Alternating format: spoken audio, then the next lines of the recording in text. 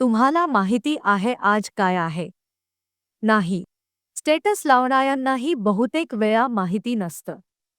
पण खरे मराठेच हा दिवस ओळखू शकतात. 4 फेब्रुवारी 1670 मराठा इतिहासातील शौर्याचं प्रतीक. सुभेदार तानाजी मालुसरे यांचा वीरगती दिन. तो काळ सोपा नव्हता.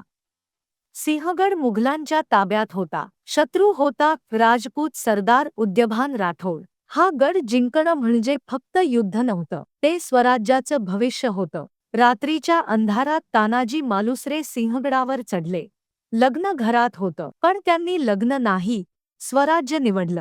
उदयभान राठोडाशी भयंकर युद्ध झालं. शेवटी स्वराज्यासाठी लढता लढता 4 फेब्रुवारी 1670 रोजी तानाजी मालुसरे वीरगतीला पोहोचले. तानाजी पडले, पण गड जिंकला गेला. ही बातमी जेव्हा छत्रपती शिवाजी महाराजांना समजली, तेव्हा महाराज म्हणाले, गड आला, पण सिंह गेला. हा सिंह शेवटचा श्वास स्वराज्यासाठीच घेत होता. हा इतिहास स्टेटससाठी नाही, तो मराठी ओळखीसाठी आहे. असा इतिहास जाणून घ्यायचा असेल, फक्त मराठी सबस्क्राईब करा.